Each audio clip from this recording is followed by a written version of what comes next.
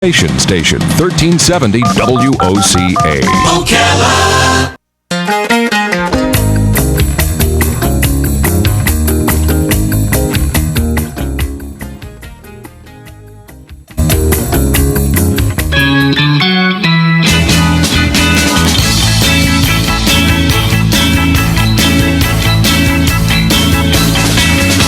I'd like to play a game that is so much fun, and it's not so very hard to do. The name of the game is Simple Simon Says, and I would like for you to play it too. Put your hands in the air. Simple Simon Says. Shake them all about. Simple Simon Says. Do it when Simon says. Simple Simon Says. And you will never be out. All right, 5 minutes after 11 o'clock. Thank you for tuning in. When we told our earlier guests that we were going to have Frank Jeckell on from the 1910 Fruitgum Company, they both looked at us like, you remember a band from 1910?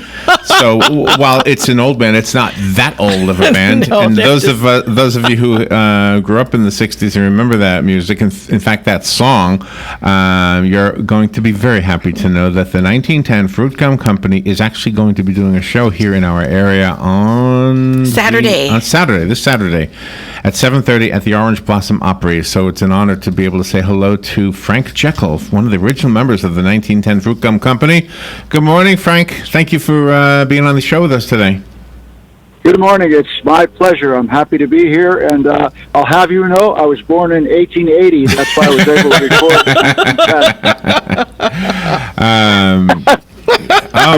I'm very well preserved. I think I hold some sort of a record for longevity.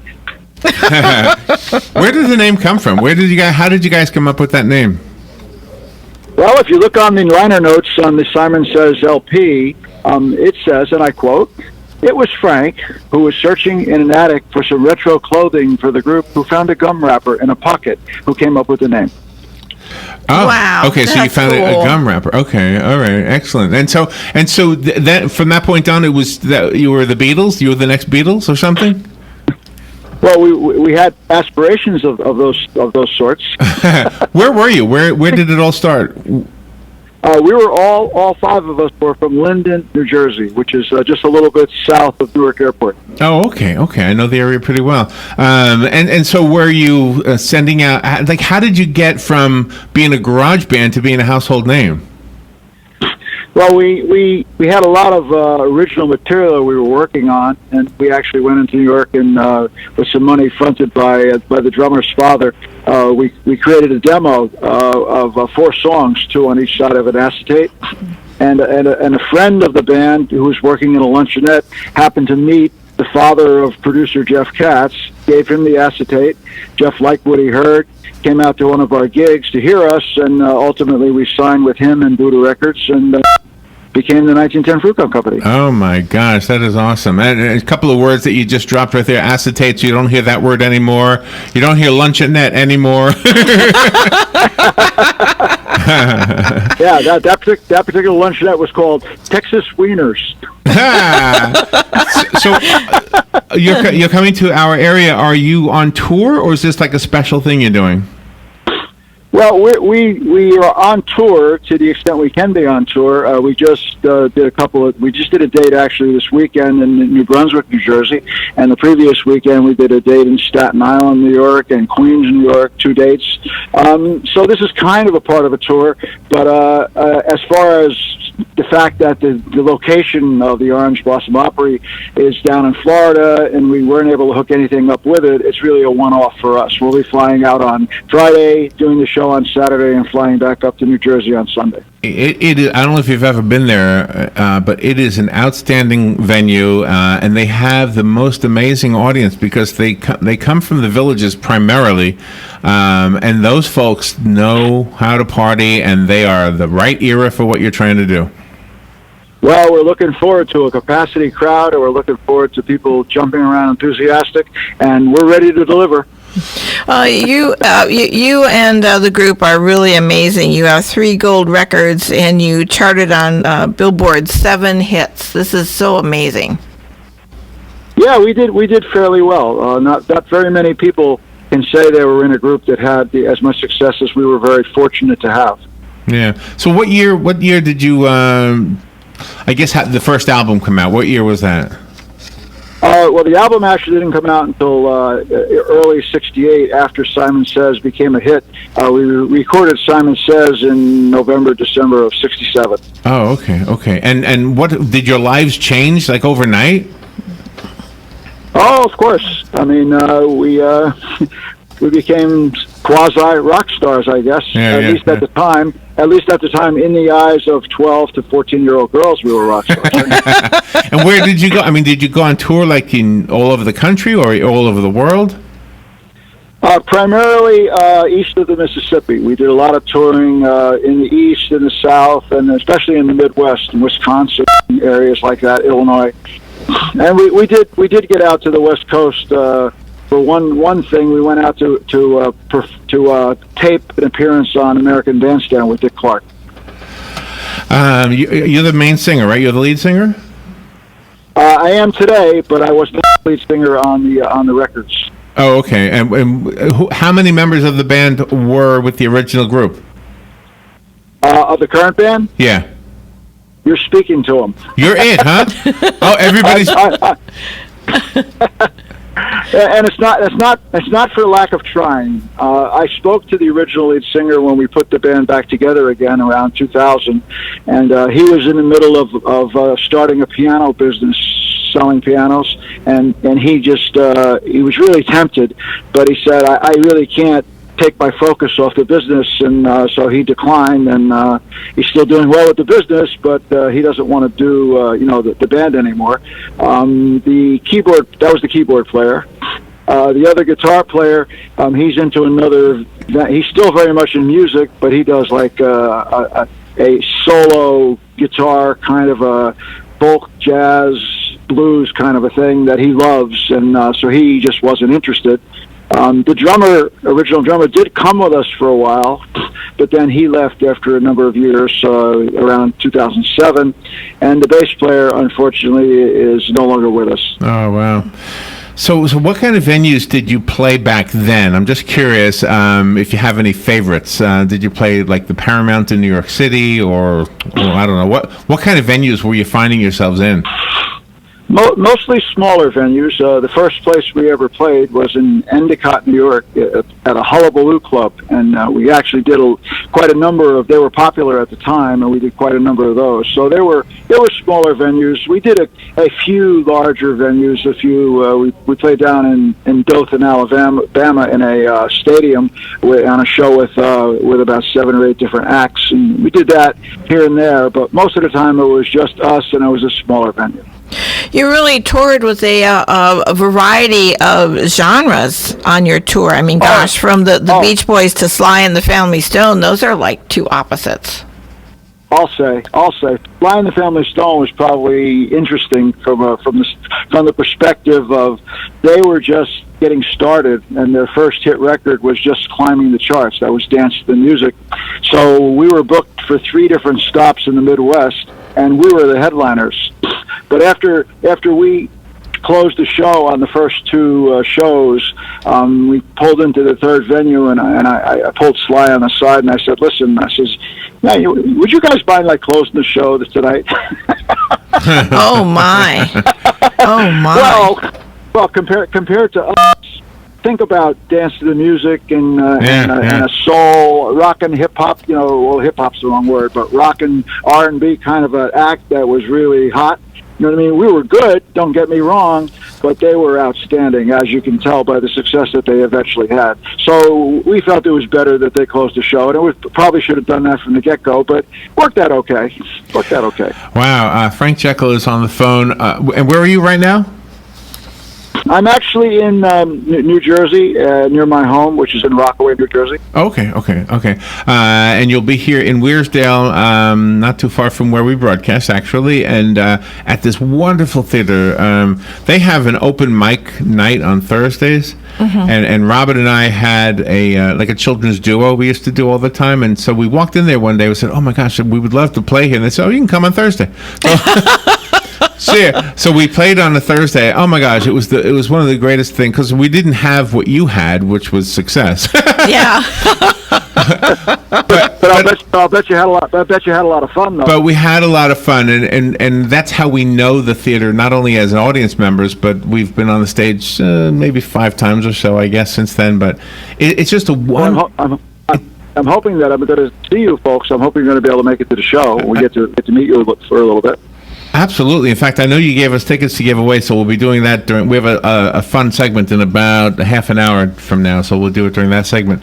We need to take a little break, Frank, so don't go away, but we want to come back and ask you more questions about your career and your and what's new with the 1910 Fruitgum Company. We'll take a little break, and we will be right back. Hey, Matt, I know Sunrise Automotive does auto stuff, but I need some tires for my truck. Can you recommend someone? Yes, I can. We do that. No, I mean I need them installed and balanced and all that. Yep, we do that. Well, my son needed his windows tinted. Yep, we do that. I need too. my seat replaced. Yep, we do that too. I need a new roof line, and a new spoiler, and a new trunk. trunk. We can even do that too. Okay, I get it. I suppose you can also do a radio show too. Well, as a matter of fact, join me, Matt Gibbs from Sunrise Automotive, every Tuesday at 10 for auto repair with personal care right here on The Source. Did you know Ocala has an award-winning adventure park? It's the Canyon Zipline and Canopy Tours. Wednesday, May 3rd at 10 a.m., Tracy Walker, their president and board member of the Marion County Tourist Development Council, will be in the WOCA studios, where we will discuss the exciting tours available and the importance of tourism to us and the state. Just imagine soaring from one tree stand to the other. These amazing tours will have your adrenaline flowing. Again, that's May 3rd at 10 a.m. Did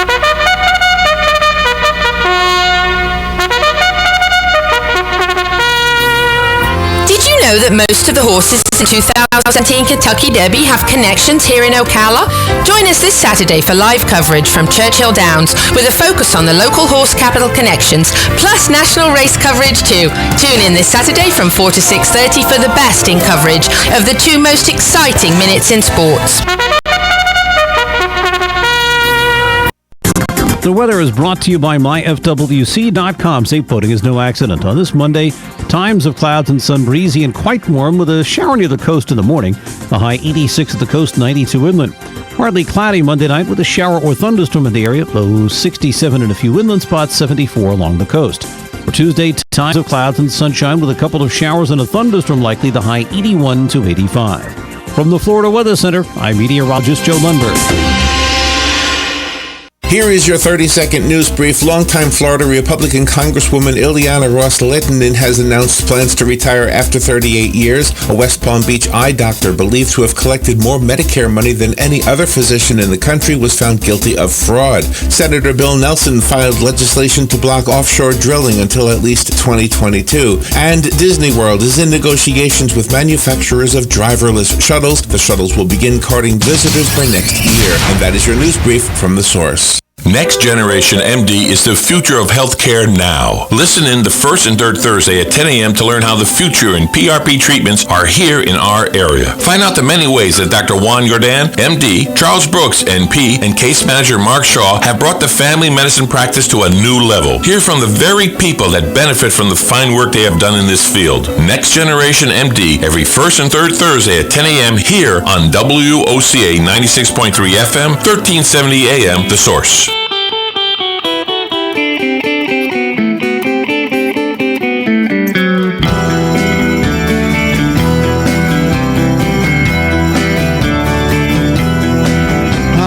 Take you to a place where everyone is treated the same.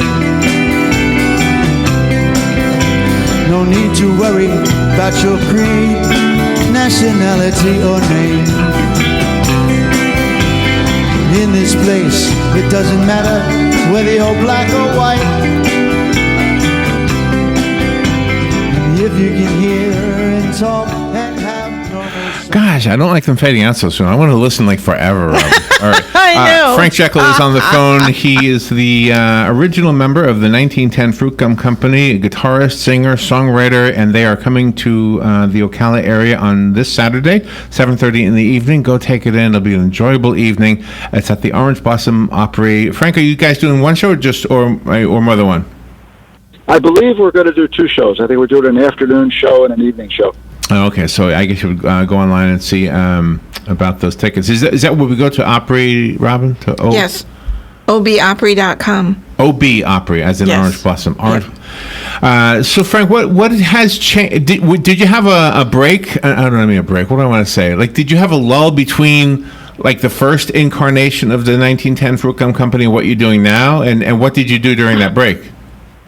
Oh yeah, about 30 or 40 years. So what were you doing? What were you doing for 30 or 40 years? I never gave up music, but I had to put bread on the table and feed the family and all that stuff. So I had a full-time job working in information technology.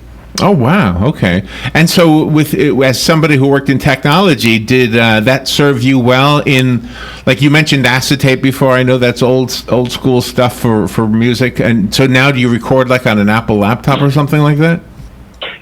Actually, I've always had ambitions to do that, but there's always been so many other things to do that I haven't gotten around to it yet. Oh, okay. So do you do recording at all anymore, or are you just performing? Not on any regular basis. Although we did record a Christmas album a couple of years ago, but there's only so much time, and so most of our time, I would have to say, is spent performing and. That's the way it goes these days.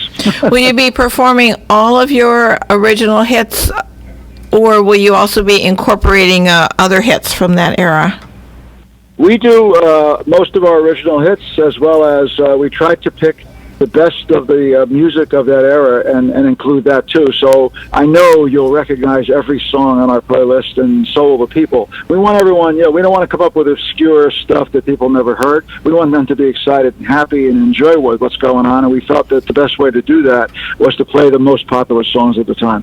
So this is music from like my younger days, and our parents called it rock and roll, but I don't know. Listening to it now, gosh, I don't know what to call it. What kind of label do you think is most appropriate? Well, I still think of it as rock. I think of it as rock music. I don't think the big split in all the genres that we have today began to happen until after our time. I don't think that happened until like the 70s when maybe disco came out. Things started to diverge. But we did have like different avenues of music. We had R&B. We had top 40 pop. We had more like rock. We had blues oriented stuff, and all of that, and psychedelic, I guess, was sort of a category at the time. And heavy metal was sort of starting to happen with Led Zeppelin, but that was like in the 70s. But you could hear all of that on one radio station. Yes, can't do that right. Can't do that anymore. I used to say the same thing. I don't know if you're close enough to New York City to have listened to WABC when you were a kid, but that was the station of my choice as a kid. Yeah, MCA also. WMCA was MCA as well. Yeah. Did you go to Woodstock? No, I didn't. But back to ABC for a second. We're actually doing a show with Cousin Brucey, one of the disc jockeys from ABC. I remember. In June. Wow. He runs a Palisades Park reunion show at the New Jersey State Fair, which is right by the stadium where the Giants play football. Oh my gosh. And we're going to be making an appearance there in June. I don't have the date off the top of my head, but it's on our website, which you can check out. Yeah, I'm sure that your music is in my mind because I heard it on WABC. I'm sure the connection is there. And Cousin Brucey, gosh, anybody who grew up there knows Cousin Brucey. So what was your childhood like? Did you have a normal childhood? Oh yeah, definitely. I lived in a working class family. My father built cars for General Motors and lived in Newark for 12 years and then moved to Linden, where ultimately we formed the band later. It was just Joe average, ordinary. Do you remember their reaction, your parents' reaction, when you guys started to have some fame? It was interesting. Yeah, it was quite interesting. Was it good or bad? Interesting. Let's be a little bit more nosy. I couldn't tell if it was Scott or not. I couldn't tell if it was Scott. We dropped you a little bit. Yeah, I'm here. I'm sorry. There you go. Okay. I'm sorry. I didn't catch. Could you repeat that last question? I got distracted. I was wondering if you could be, if we could be a little bit more nosy. What do you mean it was interesting? What, were they upset with you? Were they worried that you were going to, go on a bad path? Well, no. I think it was that so much. I mean, I guess like every parent, they were wanting me to go to college, and I kind of was not college material in my mind, and I was working menial jobs, and I guess they were looking for me to find my way, and music was certainly a big part of helping me do that. Were you the only one in your family that pursued music? Yes. There was only two of us, my brother and I, and he went in a different direction. I was the only one that did music. Well, you were a super inspiration, though, the 1910 Fruitgum Company, to up-and-coming acts as well. I think you provided yourselves as good mentors, even though you probably didn't realize it at the time. Yeah, we've heard that the Ramones were particularly interested in our stuff, and they actually covered one of our songs, 1, 2, 3 Red Light, in their shows. Really? Yep. Are you surprised how many people remember the 1910 Fruitgum Company? Because when Robin told me that you were coming on the air, I immediately knew who you were. I was excited, and I'm wondering if you are aware that the impression you made all those years ago did not fade. I mean, it's still there. Yeah, it's interesting. I think part of it might be due to the fact that the Sirius XM 60s channel, they rotate our hits regularly. I've heard 4 or 5 of our hit songs on there at different times. Oh wow, well, that is awesome. Well, that is one good thing about satellite radio. Like I say, I grew up in the '60s, so I was always a fan of terrestrial radio, going from town to town, changing the dial as you were driving across the country. But it is nice, kind of, to have something clear and with you all the way. Well, how are you getting to Florida? We're going to fly down. Okay. It seems you have such a good rapport with yourself and the other band members that each of you has a special talent that you seem to let shine. Oh, we definitely get along well. That was one of the goals when we put the band back together. If we can't enjoy each other's company and respect each other and have fun with each other, then what's the point? Because you're certainly not doing it. You're certainly not doing it for the money. Absolutely. Well, Frank, it's been an honor to have you on the show. I want to make sure we leave with one of your songs. Robin told me 1, 2, 3 Red Light was you and she discussed that would be the closing song, so I've got that queued up. For the listeners, I'm listening to this music on their website, by the way. It's easy to find, 1910 Fruitgumcompany.com, and you can look at their pictures, read their history, even like I say, get some souvenirs, it looks like. Yeah, we have an alternate website, too. We have another one called www.stillalive.com. Oh, nice. Still I alive. love that. No, I'm kidding. I'm kidding. Oh. It's not real. Okay. I was going to say, that's not going to get you much business. All right, Frank, let me take this away. This is called 1, 2, 3 Red Light. Frank Jeckell, thank you so much for being on the air with us today, and be safe here in Florida. Looking forward to seeing you. Thank you, Larry. Thank you, Rob. Have a great day. Thank you. Every time I make a move to love you, 1, 2, 3 red light. You stop me, baby, you ain't right. You stop me, 1, 2, 3 red light. The weather is brought to you by myfwc.com. Safe boating is no accident. On this Monday, times of clouds and sun, breezy and quite warm with a shower near the coast in the morning. The high 86 at the coast, 92 inland. Partly cloudy Monday night with a shower or thunderstorm in the area. Low 67 and a few inland spots, 74 along the coast. For Tuesday, times of clouds and sunshine with a couple of showers and a thunderstorm likely, the high 81 to 85.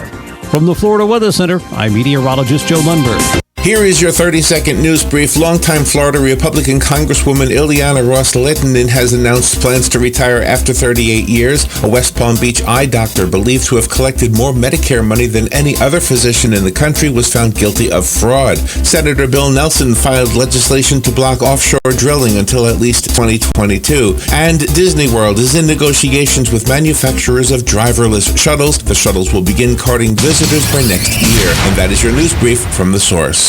Next Generation MD is the future of healthcare now. Listen in the first and third Thursday at 10 a.m. to learn how the future in PRP treatments are here in our area. Find out the many ways that Dr. Juan Jordan, MD, Charles Brooks, NP, and case manager Mark Shaw have brought the family medicine practice to a new level. Hear from the very people that benefit from the fine work they have done in this field. Next Generation MD every first and third Thursday at 10 a.m. here on WOCA 96.3 FM, 1370 AM, The Source. Pat O'Neill. President Trump calls it the toughest decision he's made so far as president, ordering the strike on Syria in retaliation for using chemical weapons. When you say yes, that means there's death.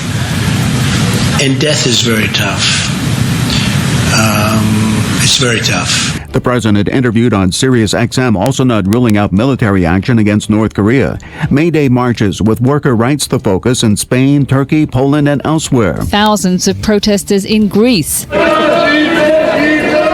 voicing their concerns about the latest austerity measures. And workers' unions in France are also holding May Day rallies as election campaigning continues. Fox's Kitty Logan.